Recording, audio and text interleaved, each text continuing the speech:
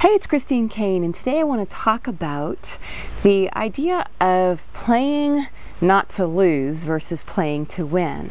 Now, I've written about that before on this blog, but I got a little bit of feedback from someone who thought what I meant was competition. You know, playing to win meant elbowing people out of the way and getting ahead of other people.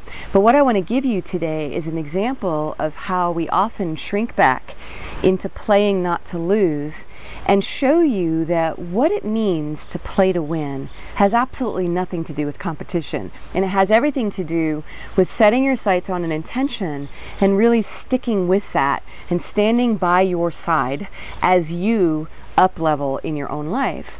So one of my clients was doing or is doing a lot of work with a company that she's been working with for quite a while. She's been doing a lot of extra marketing. She has added many tens of thousands of dollars to their bottom line in the last 6 months alone.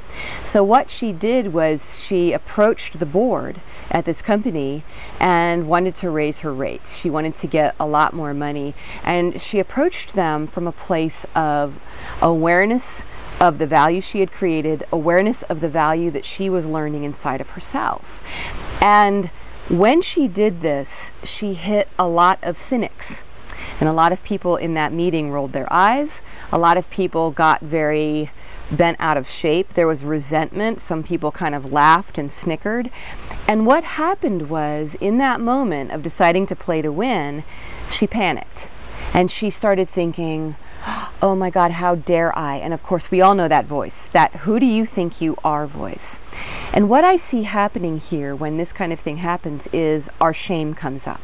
And this is a kind of shame that very rarely gets talked about. It's that who do you think you are shame when you have an idea that you think is right in time. You know the value you've created. You know how big you are, and you get this super great idea. You're so convinced how great it is.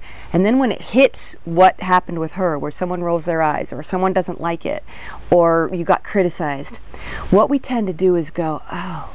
And the most embarrassing thing is that when we got on our high horse and that shame wants to say to us, you thought you were so big and look at who you really are. And so what happened with her was she spiraled. She started spiraling into that shameful place that we often do when we dare to play to win.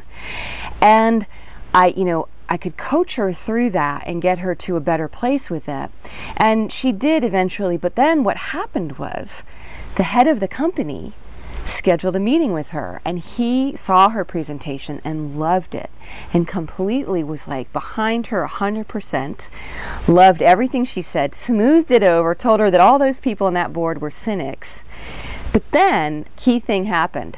She was so relieved that she didn't even take a second to realize that he didn't offer her the raise that she wanted.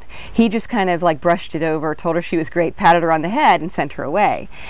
And what happened was, in the playing not to win part of ourselves, she was so happy that he hadn't brought up her shame, that he had actually, patted her on the head and said, good little girl, that kind of thing, that she was just kind of like, oh, it was great, it was wonderful. And then when I coached her on, did you get those rates? Did you get what you asked for? It was like, oh, no.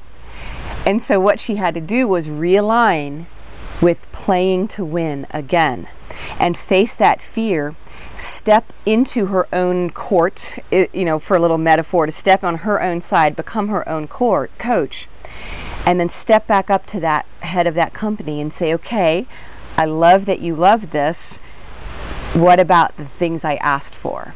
And that was when she really learned the difference between playing not to lose and playing to win.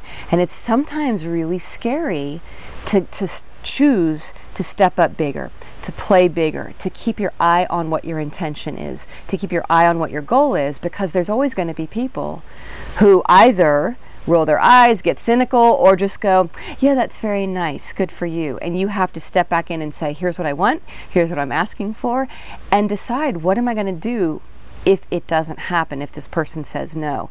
And that's really and truly what it is to fully and completely set yourself up to win, instead of just, no one hurt me, no one shame me, no one do anything bad to me.